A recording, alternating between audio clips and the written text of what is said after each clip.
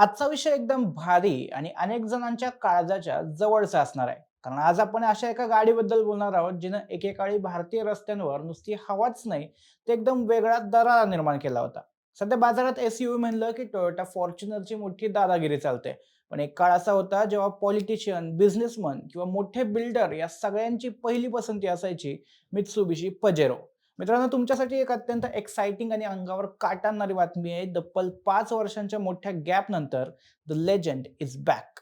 Mitsubishi Pajero पुन्हा एकदा मार्केटमध्ये धुमाकूळ घालण्यासाठी सज्ज झाली आहे आणि काही दिवसांपूर्वी या गाडीचा एक खतरनाक टीजर कंपनीने रिलीज केलाय.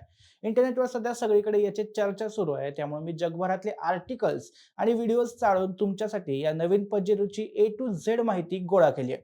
आजच्या व्हिडिओमध्ये आपण बघणार आहोत की 2026च्या नवीन पजेरोमध्ये काय काय असणार आहे, डिझाईन कशी असेल, इंजिनमध्ये काय काय बदल केले आहेत आणि सगळ्यात महत्त्वाचं म्हणजे तिची किंमत किती असू शकते. तेव्हा व्हिडिओला सुरुवात करूया, पण त्याआधी चॅनलला सबस्क्राईब करून घ्या. मी सुदेश आणि तुम्ही पाहताय टेक भारी.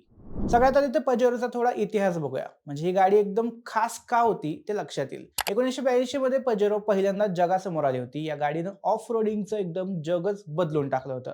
त्यावेळी खरं तर ही कन्सेप्टच एकदम नवीन होती. एक अशी गाडी जी पूर्ण ताकदीच्या फोर व्हील ड्राईव्हची ऑफ रोड क्षमता देईल, पण सोबतच सामान्य पॅसेंजर कार सारखा कम्फर्ट देखील देईल. म्हणजे ती एक जीप नव्हती किंवा मग साधी सेडान पण नव्हती. तो एक नव्या कॅटेगरीची सुरुवात होती. ही आयडिया इतकी यशस्वी ठरली की पुढे 4 जनरेशन्समध्ये पजेरो जगातल्या सगळ्यात आयकॉनिक क्रॉस कंट्री एसयूव्हींपैकी एक बनली. जगभरात 170 पेक्षा जास्त देशांमध्ये पजेरोच्या तब्बल 32.5 लाखांहून अधिक युनिट्सची विक्री झाली आहे.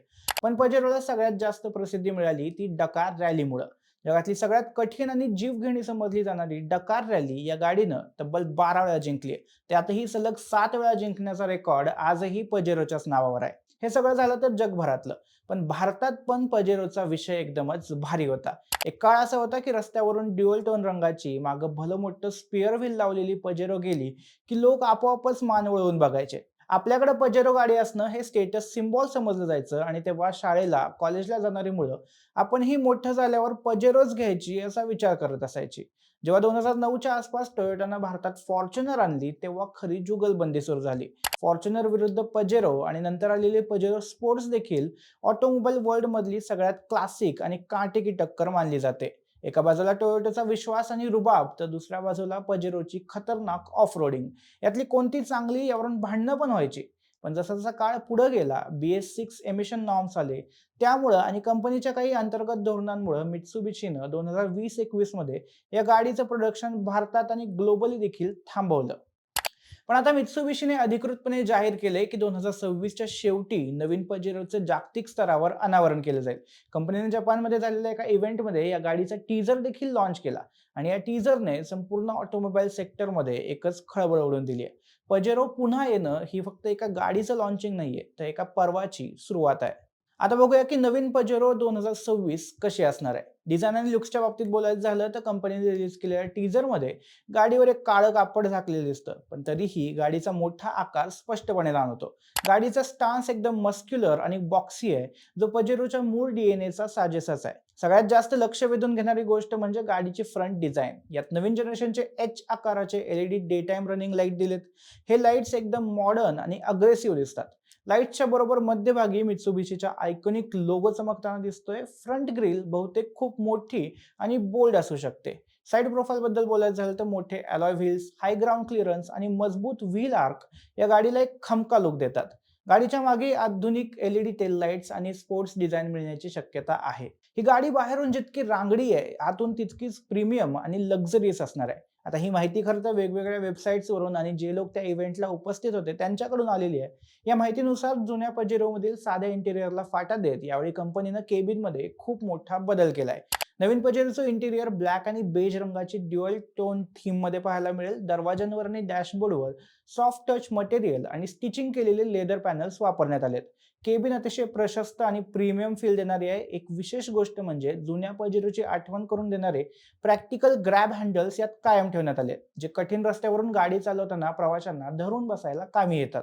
डॅशबोर्डच्या मध्यभागी एक मोठी टच स्क्रीन इन्फोटेनमेंट सिस्टीम असेल. ड्रायव्हरसाठी एक नवीन डिजिटल मल्टीमीटर डिस्प्ले दिला जाईल, ज्याची डिझाईन पजेरोच्या जुन्या आयकॉनिक ट्रिपल गेज पॉडवरून इन्स्पायर झालेली असेल. याशिवाय सेफ्टीसाठी ॲडव्हान्स ड्रायव्हर असिस्टंट सिस्टीम म्हणजेच एडास, 360 डिग्री कॅमेरा, पॅनोरामिक सनरूफ आणि कनेक्टेड कार टेक्नॉलॉजी असे फीचर्स देखील या गाडीत भरभरून दिले जातील. गाडीच्या प्लॅटफॉर्म बद्दल सगळ्यात जास्त चर्चा सुरू आहे. त्याचं कारणही सांगतो. आजकाल मार्केटमध्ये दर आठवड्याला किंवा महिन्याला म्हणलं तरी नवीन एसयूव्ही येत आहेत. पण या सगळ्याच काही खऱ्या एसयूव्ही नसतात. यातल्या बहुतांश गाड्या या साध्या कारच्या प्लॅटफॉर्मवर बनवलेल्या असतात. पण पजेरो ही खऱ्या अर्थाने ऑफ रोडिंगसाठीच जन्माला आलेली गाडी आहे. मीडिया रिपोर्ट्सनुसार पजेरो 2026 ही मित्सुबिशीच्या नवीन टिट्रॉन पिकअप ट्रकच्या लॅडर फ्रेम चेसिसवर आधारित असणार आहे. सोप्या भाषेत सांगायचं तर ही गाडी एक जेन्युइन रफ अँड टफ आणि दणकट अशी बॉडी ऑन फ्रेम एसयूव्ही असणार आहे. त्यामुळे Toyota Land Cruiser Prado, Ford Endeavour आणि फॉर्च्युनर यांचं टेन्शन वाढणार आहे. सोबतच कंपनीने या गाडीसाठी खास नवीन सस्पेन्शन आणि चेसिस ट्युनिंग विकसित केलंय, जेणेकरून ऑफ रोडिंग सोबत हायवेवरील प्रवास देखील अतिशय कम्फर्टेबल होईल. इंजिनच्या बाबतीत बोलायचं झालं तर अजूनपर्यंत मित्सुबिशीने अधिकृतपणे इंजिनची माहिती दिलेली नाहीये. पण सध्याच्या रिपोर्ट्सनुसार पहिल्या मॉडेलमध्ये ट्रायटन मधलंच 2.4 litre turbo diesel 4 cylinder engine मिळू शकतं. हे इंजिन 150 किलोवॅट पॉवर आणि 470 एनएम टॉर्क देतं. यासोबतच 8 स्पीड ऑटोमॅटिक ट्रान्समिशन येण्याची शक्यता देखील वर्तवली जाते. आणखीन एक शक्यता वर्तवली जाते की नवीन मित्सुबिशी पजेरो ही हायब्रिड ऑप्शनमध्ये देखील येईल. मित्सुबिशी आपल्या लॅडर फ्रेम गाड्यांसाठी एक नवीन PHEV म्हणजे प्लग इन हायब्रिड सिस्टीम विकसित करते. यात इंजिन आणि ट्रान्समिशनच्या मध्ये इलेक्ट्रिक मोटर बसवलेली असेल, जेणेकरून काही प्रमाणात इलेक्ट्रिक रेंज मिळेल आणि त्याचवेळी टोईंग आणि ऑफ रोड क्षमताही कायम राहील. यासोबतच मित्सुबिशीची प्रसिद्ध super select 4 wheel drive system परत येण्याची देखील दाट शक्यता आहे. ही सिस्टीम इतकी हुशार आहे की वाळू, चिखल, बर्फ आणि खडकाळ रस्त्यांवर प्रत्येकासाठी वेगळा ड्राईव्ह मोड निवडता येतो आणि गाडी त्याप्रमाणे ट्रॅक्शन आणि पॉवर डिस्ट्रीब्युशन जुळवून घेते. आता सगळ्यात शेवटचा आणि महत्त्वाचा मुद्दा म्हणजे ही गाडी लॉन्च कधी होणार आणि तिची किंमत किती असेल. मित्सुबिशीने अधिकृतपणे स्पष्ट केले की साधारणपणे सप्टेंबर-ऑक्टोबर 2026 मध्ये ही गाडी जागतिक बाजारात लॉन्च केली जाईल. भारताचा विचार केला तर भारतात मित्सुबिशीचं सध्या कोणतंही मोठं नेटवर्क नाहीये. पण निसान आणि रेनॉ सोबत असलेल्या त्यांच्या ग्लोबल टायअपचा फायदा घेऊन मित्सुबिशी भारतात कमबॅक करू शकते.